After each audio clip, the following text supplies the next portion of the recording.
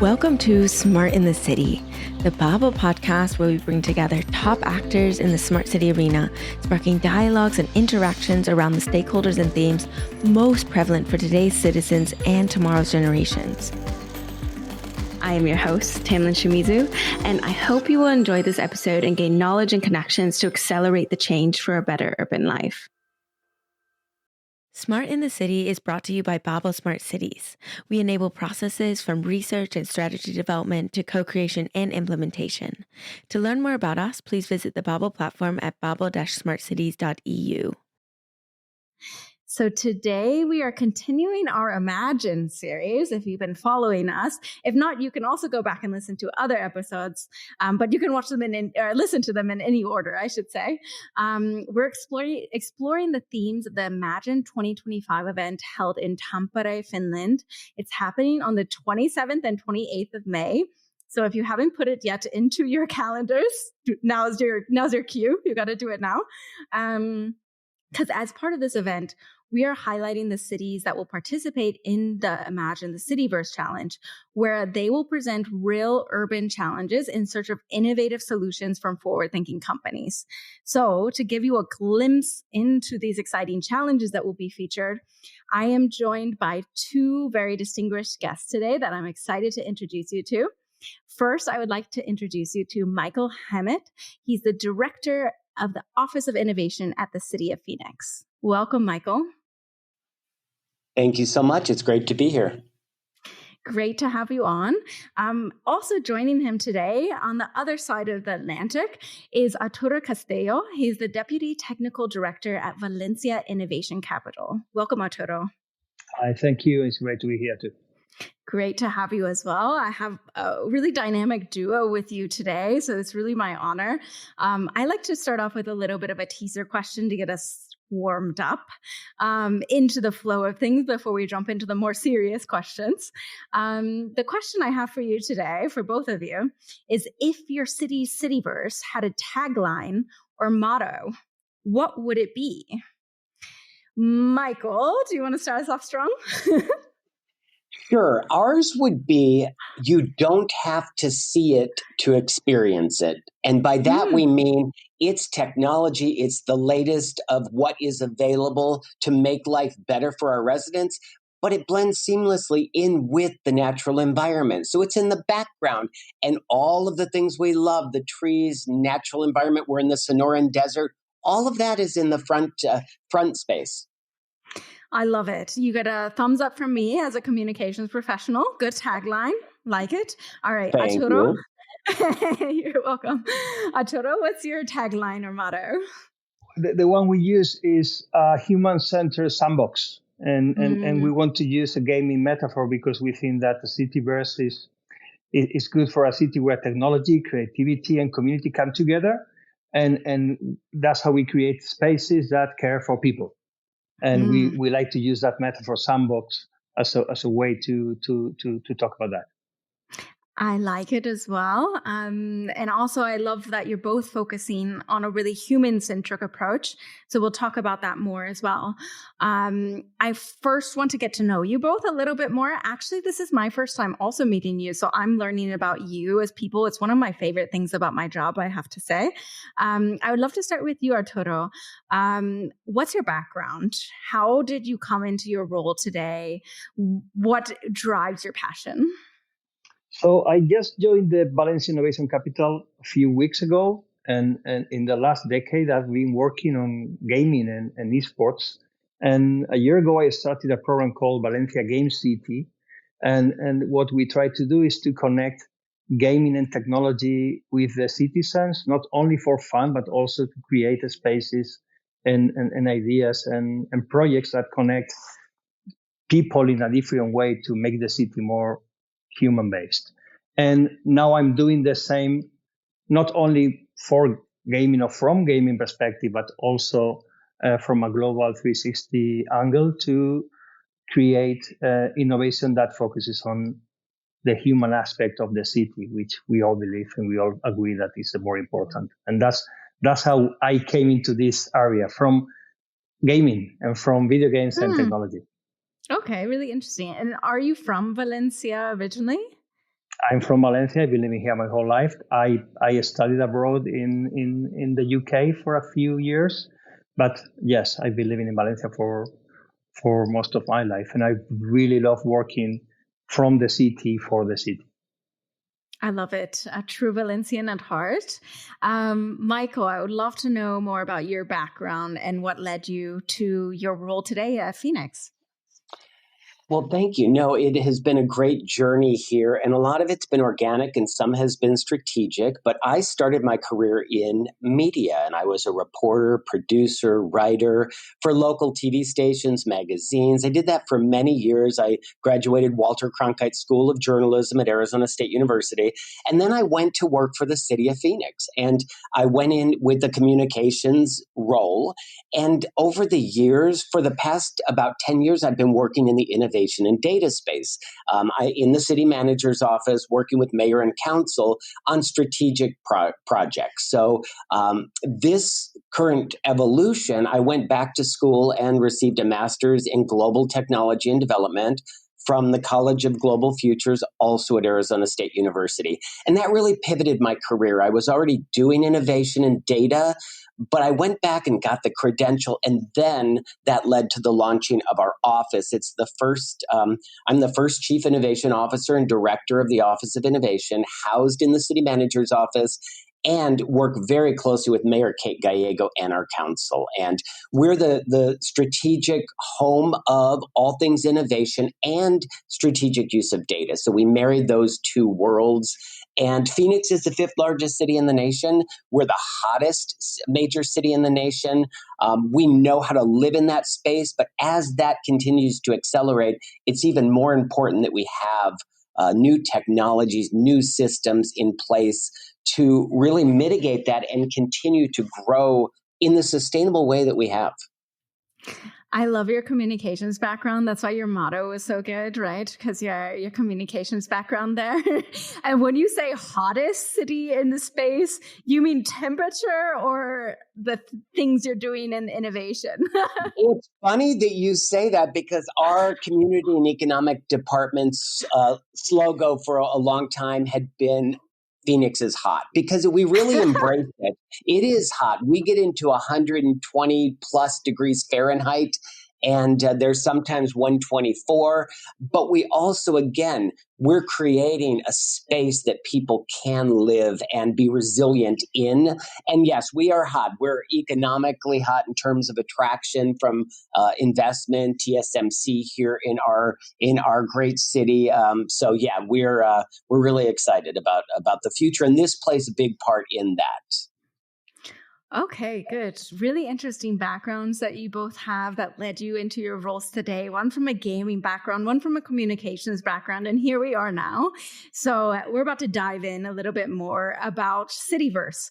So Michael, maybe you can start with telling, you told us a little bit more about your city, but how does this relate to the topic of Citiverse? Like, why does this resonate with you?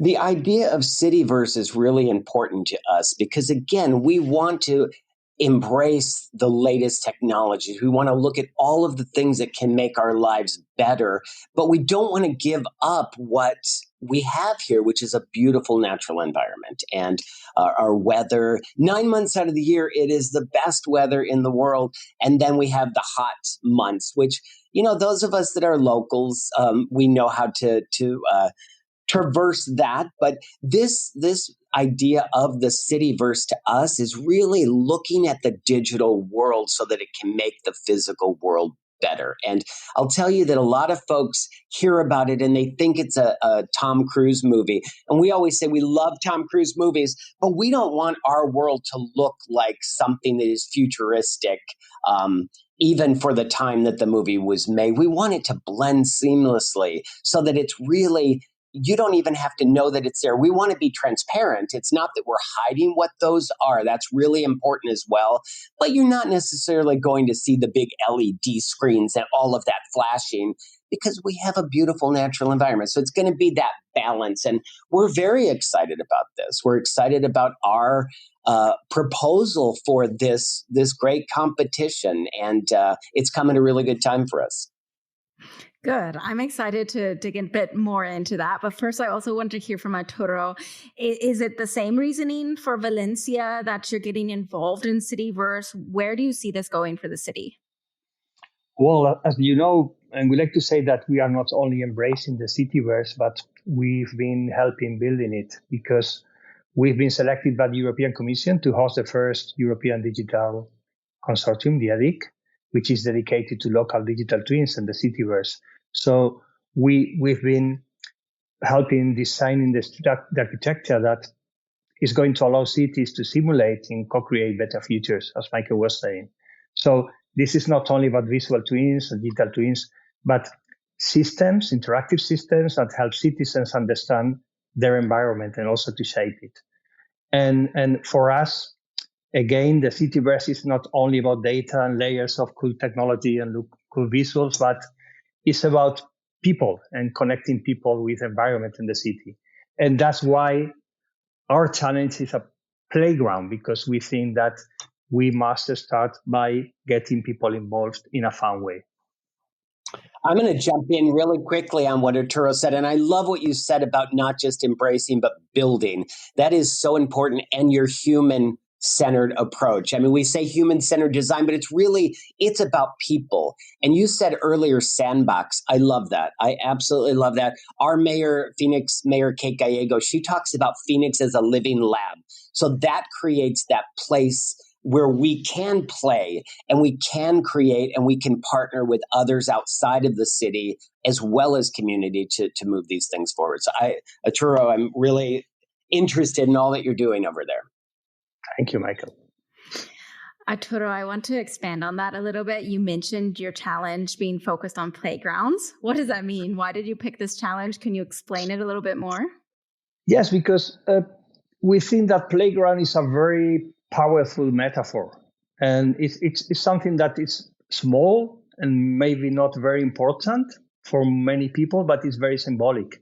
And if we can turn a playground into something that is modular and inclusive and also sustainable, and also a connected space to the rest of the city, we think it's a very good first step into connecting that logic to all the neighborhoods in the city.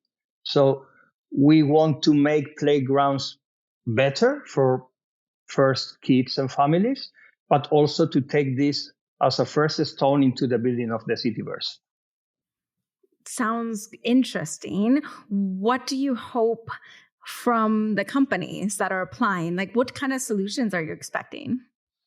Well, first of all, we want them to work with the children. We think that children are great potential co-designers. And we want the companies to create and co-create with the children in ways that we can't even expect yet. But of course, we want the playground to be more sustainable. Maybe we can get playgrounds that adapt to the weather, maybe adapt to the different nature of the neighborhood. Also, of course, connect from a remote way with the parents and the family. So I think there's so many things that we can do. And as I said, we want the children and the families to take part in the co-creation design. I love your focus on family and really using this as a metaphor. So really interesting challenge. Michael, I also want to ask you about your challenge. What challenge are you bringing to Tampere, and what do you hope to see from the innovators? So ours is, it's called Pathways to Health, Community Connections, and Economic Opportunities. And that is a mouthful, but what we're looking, when we say pathways, in the city of Phoenix, in downtown, I mentioned 124 degrees Fahrenheit during the summer. I work downtown. If I follow the shade throughout downtown, I can get across downtown with my bottle of water with very little challenge. If I get outside of that shade, even for a small period of time, all of a sudden it changes and I'm sweating and all of that. So what we want to do is we want to ask the folks, the brilliant people that will be coming forth from these technology companies to look at what shade is already available and how do we map the pathways, and it could be digital twin. And also, what is the optimal places to place shade? And not just trees, but manufactured shade, directional shade, shade that moves with the time of day. all of that so that, and then place that in the palm of the hand of the residents and visitors. And this is everyone. Our data shows that most people have a smartphone. It's upwards of low 90%.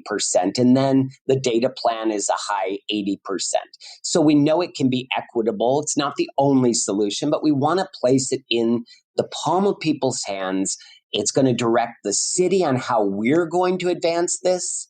And this is a big one for Phoenix Mayor Kate Gallego, is to have these types of technologies around resilience to our extreme heat. And we think it's a winner. And if there was something that could integrate with our Valley Metro bus and light rail system, all of that, and really create that system of change that is right in the palm of the residents' hands. Really cool challenge also, and very relevant for so many cities. Also, I feel like Valencia and cities in Spain could also take some learnings from this challenge as well, right? In this extreme heat. So going to be more and more important as we move forward with the changing climate. So I would love to see what the innovators bring for you in Tampere. Tampere, I don't think has such the problem with the extreme heat, but maybe some other challenges too. So, but it can be cold as well. So it can be, you have the same scenario on the flip side in a lot of places. But your point about heat, in the last 5 years, we've been dealing with cities all over the world that are dealing with extreme heat. It's just hot can be hot, and then it's once you hit that threshold of hot. Doesn't matter if it's 90 degrees Fahrenheit or 110. I mean, you're dealing with it. Absolutely. Both of you have put the citizens at the center, which I love. That's what we really want to focus on when we're talking about Citiverse. Citiverse with an I for citizen, not with a Y, because it's really about the people that are using this technology and how we blend their physical spaces with digital innovation.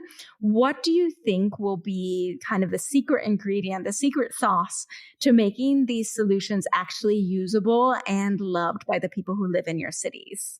Michael, you want to start us off?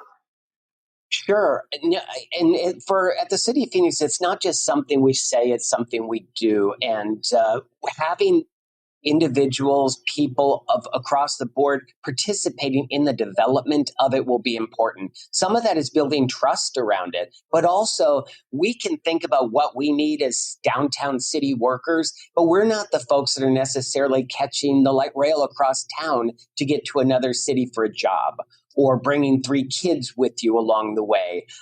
So we want to have people telling us what they want to see and what would make them utilize whatever the resources we create and what would have them not use it. And so we did this recently with our chilled water in public places. Something as easy as chilled water. We have a high-tech system that really the residents directed us on, told us what they wanted, what would make them not use it.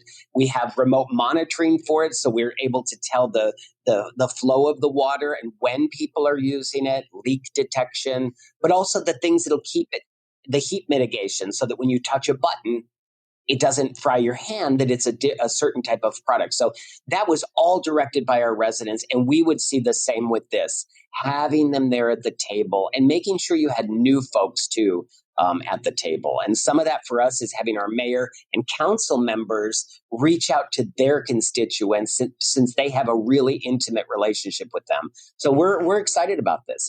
It's really people first and technology and harnessing that really to deliver. Yeah, I love that. Arturo, what do you think is your secret sauce to really making this so applicable for the people? I totally agree with Michael. This is not about tech. For the people, it's not about the tech. They're not going to fall in love with the tech. They are looking for solutions. They're looking for using the tech as a tool for something they really need. So yes, I agree that we need to involve the people and the citizens from the beginning. And the Citiverse and also this challenge has to be co-created with the people. And not only at the beginning, but also during the development and also during the different next steps in the evolution of the solution. So again, we really have to believe in putting the people at the center. And we also have lucky that our mayor and all the city officials believe in this angle and this way of doing things. So it's very simple and difficult at the same time, working together with the people who are going to use the solution from the get-go. And that's how you get successful at these kind of things. Yeah, very important to note. I also want to play devil's advocate a little bit because, as you know, as public servants, there will be lots of criticism always, right? And obviously, always when we're implementing new technologies or looking really forward, thinking at how to implement this, people will be asking, right?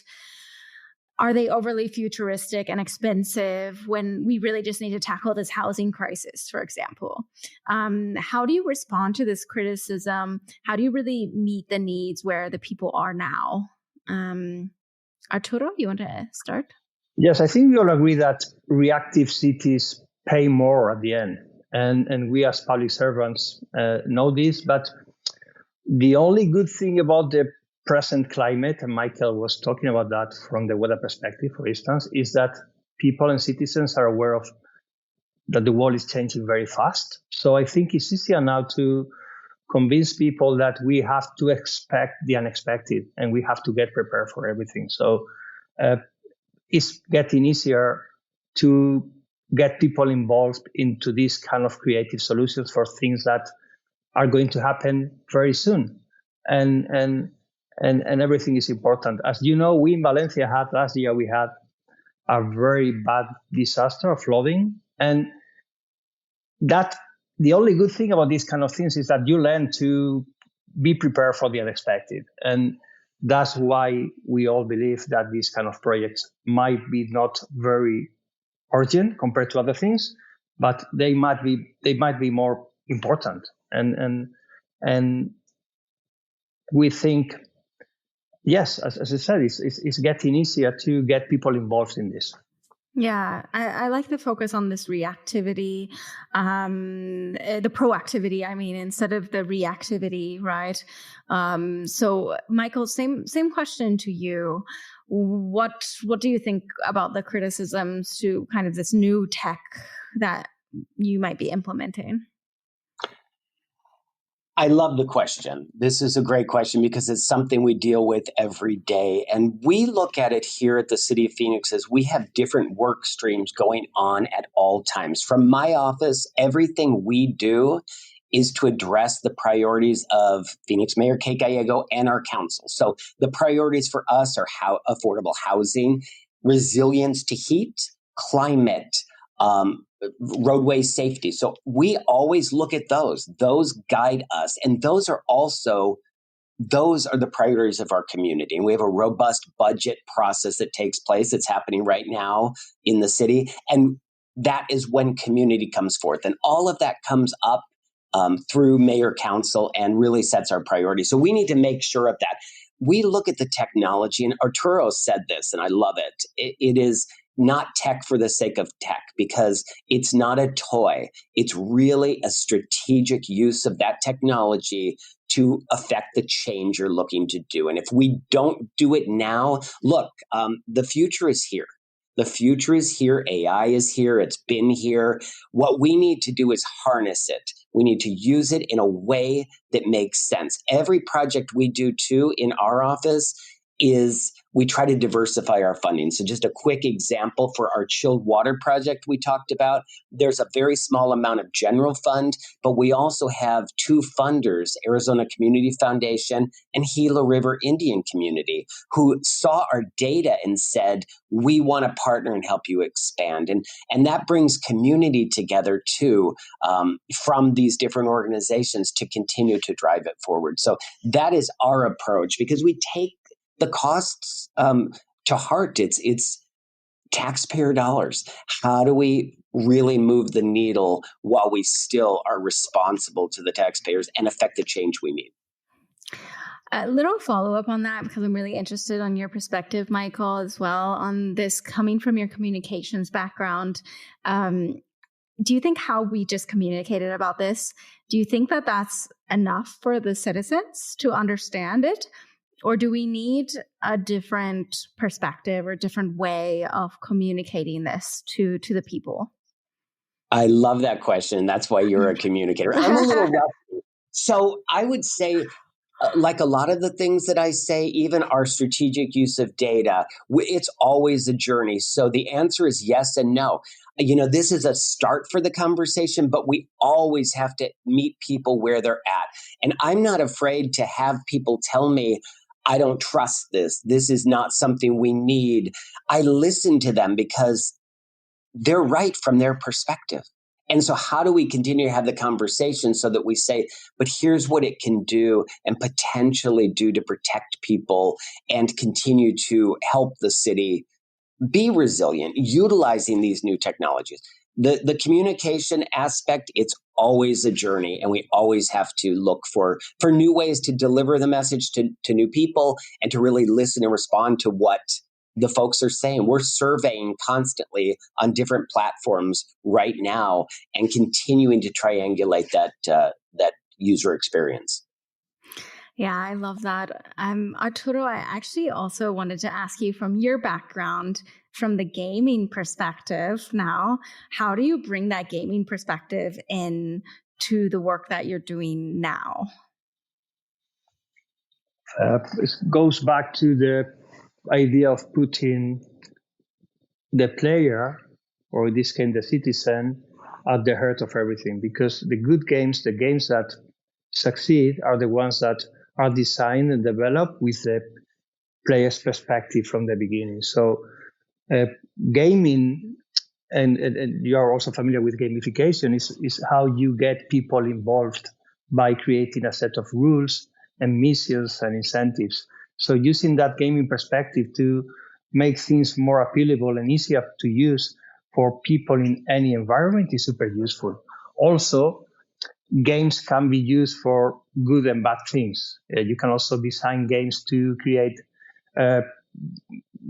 reactive loops that get people hooked on a bad habit. So it's very important that you create these mechanics and this game design in a good way to go for a good mission, of course. So that's how I'm personally using this perspective to look into all this, not only for the playground, which is an obvious connection, but also for everything that we do from a city innovation perspective, which is putting the citizens in the center and using a smart set of mechanics to get people involved in any activities that we do.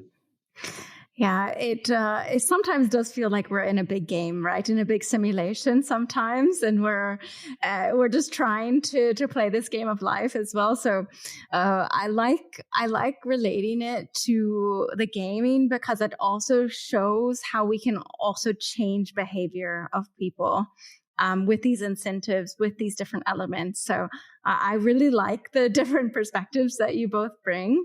I want to maybe fast forward a little bit. So say that we're in the future, 1 year from now, we're all about to go to Imagine again in 2026 though. So what does success look like to you? What impact do you really hope that this project and you taking part has for you, not just for your cities, but in other cities around the world that are watching? Michael, you want to start? Sure. Well, I would say speed to implementation. For us, it generally looks like a pilot. Like, let's really put this together, pilot it, work with residents, evaluate it, pivot what we're doing, and really get it to a place where we've validated that this is something that not only works, but that will be useful and will be impactful. And a lot of that would be having the data throughout the process to show what it is actually doing for the residents. And we would test it at different times of the year as well to see, because again, it can be springtime and still hot out, and then we have our summer, which is extreme. But and I would also look at success as partnerships, like how many partnerships came on board, and could we look at elevating this to other platforms that could make those connections to even more people. So I see a lot of promise, and that's part of the excitement, is the unknown. This is going in saying, let's try this, working with folks outside the city and outside the country, and see what we can do together. Yeah, I love it. You can already count on one partnership at least. Michael, I think Babel and Phoenix, we have lots to talk about at least in the future as well. So already count with us. You can come with two because we are also a very hot city in Valencia. So everything that you pilot there, we're going to be looking into that. And I'll be watching you, Arturo. I mean, this is really interesting. Yeah, I love it. Arturo, tell us what success looks like to you and what impact you hope that this project has. I think we have a very similar perspective. We have a very simple and defined goal, which is a live-in pilot in a Valencia neighborhood, ideally which it has been co-designed with kids and parents and families, also tested with sensors and feedback, connected to the digital twin systems, and also visible in the Citiverse EDIC, hopefully as a best practice. And then not only in Valencia, but also in other cities that are using the same solution for them. I cannot foresee what kind of creative solution we are going to come up with. That's part of the magic. It has to be unexpected, but that's the goal. That's the goal. A working pilot that inspires other city to use it as well. Okay, we have to touch base in 1 year. We're recording on April 15th of 2025. I want us to reunite next year and see where we're at. It's always really interesting. And I'm very, very intrigued to see where this takes us as well. So thank you both for taking part, of course, as well. Now I like to give you a little bit of open floor. I like to give you the space because maybe we talked about some things, but you're also working on so many other interesting projects. Any other interesting messages that you really want our audience to hear? Now's the space for you to kind of tell your story or ask any questions. Don't leave anything unsaid. Arturo, do you have something to bring to the open floor? Yeah, just two ideas. One is that we believe one thing that we say here in Valencia is that a smart city is not the one with the most tech and sensors, it's the one with the most sense. And the ones that use tech for creating sense for everyone, as we said before. And again, that we don't believe in smart cities as futuristic utopias or dystopias like the one we see at Black Mirror, for instance. We believe in tech being used to create wise neighborhoods, places where technology, nature, community, and of course, joy come together. And starting with the youngest people and the youngest citizens, because we believe that they are going to be the ones that use all this technology in a more natural way. So we have to get them involved from the beginning.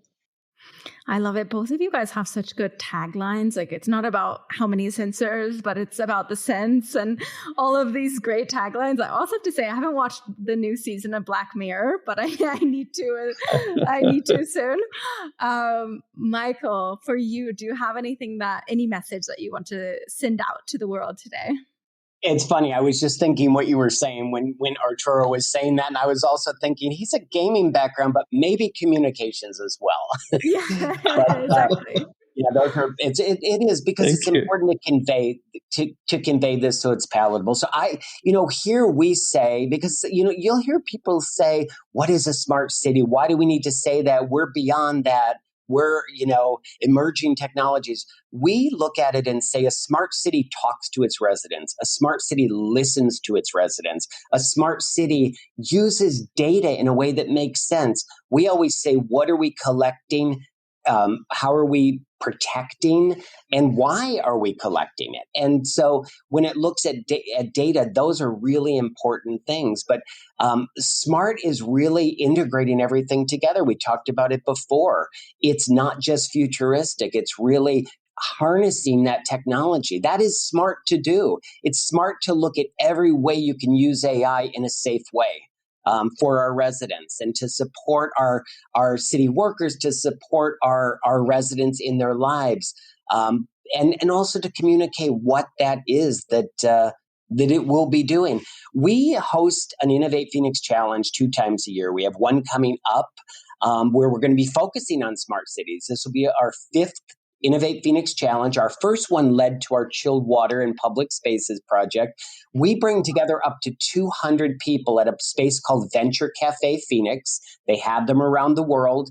They're each their own entity, but it has been a space that brings together a really diverse group of people. By that, I mean every background. You have youth that have not finished their high school equivalency, but they've started a company. So all of these folks come together, people that are scared, that don't feel like they have a place, and people with PhDs and startups and businesses.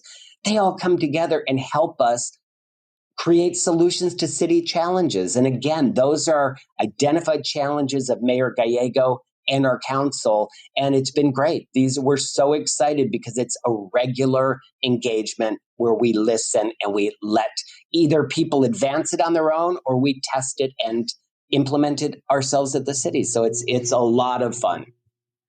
Great tip for those in the region as well to go to that and engage with you in that forum. Also, you jumped the gun a little bit into the smart topic, but I like it. It was very efficient that way into what a smart city is. So I want to move on to our fun segment. The segment that I brought for you today is a great one with two guests because now I get to sit back and not do anything. And you two get to ask each other a question. You are the one asking the question and the other one answers. So flip the script. You are the one asking the questions and I'll be the one answering them. Arturo, do you have a question for Michael? Yes. That you want to ask? Yes, I have a question. Michael, I know that Phoenix is one of the 3 cities in America that has AI-powered autonomous vehicles as part of the taxi service with Waymo. And I had a chance to test it a few weeks ago, and I thought it was amazing. And I wanted to ask you, what are the plans of connecting that technology to the Citiverse? That's a great question. And yes, so Waymo has been in the city testing many years and fully implemented now. It's a great success. When people use it, they love it. There's resistance by some people, but we are continuing to grow this partnership. It came in because our state has gives the ability to do that in our space, and Mayor Kate Gallego said, "Yes, we want to be your partner." And our Phoenix Sky Harbor jumped on board and became the first airport to actually have fully driverless autonomous vehicles. It just keeps expanding. I mean, people are using it. It hasn't replaced other services. And I want to make that clear. I mean, there's so much room out there in the space. We're looking at it in the Citiverse in terms of a lot of safety too. I mean, what does the data show us around our other priorities, like our Vision Zero plan for roadway safety? We want to look at it and integrate it in a way that makes sense, and also providing access to others that may not be participating already in what is available, and that could be connecting to others with ability challenges where they need service support, and that's underway right now. So we see it as a comprehensive piece moving forward, and other cities will follow. I test them wherever I go. Santa Monica, I tried them. Austin has it. That's just round up. So I think you're going to see more and more of it, and we're looking at others as well here in Phoenix. And is Waymo sharing the data with the city so you can work on that and connect it to the rest of the databases? We have regular meetings, yes. And so in our mayor's office and also in our Phoenix Sky Harbor to understand what is happening, to really work together and look at what the data is showing us in terms of any kinds of challenges, any opportunities. It's been a great partnership. Congratulations. I think it's a super great project, not only for the mobility aspect of it, but also for the whole Citiverse project in the city. Yeah. I just spoke with someone at Smart Cities Connect from another city who I won't mention, but I said, if they come to you or if you're interested in doing it, it's really, it's great to just jump in and start making it work. Yeah. This is when we get a sponsorship, right? From Waymo now for the episode. If you're listening, Waymo. Great question. Really good question. This is one I think this should be a new podcast idea where I just send you into a room together and you ask each other questions, because I think you always have better questions than I have. So, you're asking all the good questions. You're keeping this. This has been great. Thank you, Michael. Now it's your turn. If you have a great question for Arturo that you would like to ask. I had to really move away from being a reporter. That was a hard one, which you can imagine. We ask a lot of questions. But Arturo, where do you sit within your region? Like, what role do you play in the greater region? We look at smart cities, not just in the city of Phoenix, but we're part of a group called The Connective that actually looks at our whole region so that we can move in the same direction. I'm just curious, what does that look like for you, and what is your role in the whole region? So I think I think it's a super good question, because that's a way to look at efficiency and cooperation with other entities, and it's very complex. That's the short question, because we have in Spain is a country that has different layers from a historic perspective. So we have a national layer, which is Spain, and then we have different regions, which are autonomies. Then we have provinces, and then we have cities. So we are connected to all those layers, and also we have a network of cities within Spain where we cooperate and share a lot of projects and landings.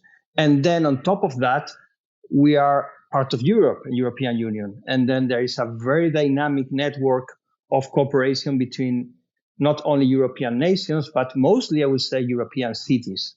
So I think in Europe and also in Spain, the city entity is becoming more and more prominent. I think it's the same in most of the world. And we tend to prioritize those city networks, of course, connecting them with the rest of the layers, but putting the cities at the center of everything. That makes sense. And every part of the world is different. So it's you really described that well and kind of gave a perspective. And it really is having more of that kind of regional, with the cities, as you say, taking on more of that leadership role in this, so that we're all talking the same language in the terms of data and innovation, and we're all moving in the same direction and not, in opposing directions. I love that. Yeah, the city is really becoming more and more of a unit of being able to really push forward with transformational change that we're seeing across the world. With that, I have to go to our final question. That's the question we ask every single guest, and it's to you. What is a smart city? Michael, I already think that you have answered this. I'm going to give it first to Arturo, and then you can add on also any thoughts that you have. I think it said something before, and I think a smart city is a city that listens, talks, and learns with the people, that communicates with the people in very different ways, of course, using tech, but it's about, yes, a city that speaks with the people, through the people, and there's a communication going on constantly. I think that's a smart city, a wise city. Very good. Very good. Do you have something to add to that, Michael? Yeah, it's something I think about every day. So yes, we can babble, as you say, on this podcast. So yeah, it's really, looking at what that technology is, but really keeping the integrity of what makes you unique. Arturo and I have been talking about our regions where we live in the world, and they're very unique. These are just two areas of the world. I'm in San Antonio today. Everybody has their unique thing. San Antonio has a river walk. Phoenix has wide open spaces. We have hiking. We have all of these things that we want to celebrate, and a smart city can keep people safer. And we're looking at this while they're on the trails during extreme temperatures. There are trails you can go to, trails that are closed. And what is the temperature going to be as you go up? And what will it be by the time you come down? And how much water do you need? What do you need to bring along? So that's where we see a smart city as being your companion in whatever it is you're doing. And we don't want to give up what makes Phoenix such a great place to live. And that will include all of the things related to heat and climate and all of that is moving us into a bright future. So a smart city is absolutely a part of it, and we have embraced it. And as Arturo said, we're also partnering in the building of this.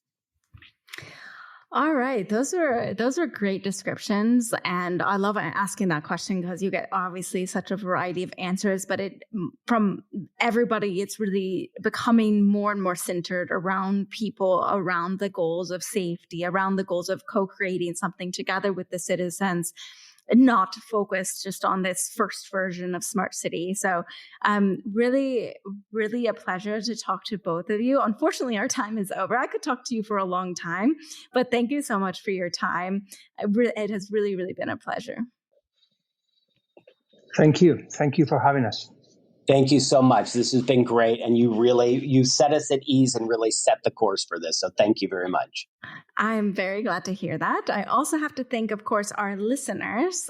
This also wouldn't happen without you. So thank you for listening. Don't forget, you can always create a free account on babel-smartcities.eu. You can find out more about smart city projects, solutions, and implementations. Thank you very much. Thank you all for listening. I'll see you at the next stop on the journey to a better urban life.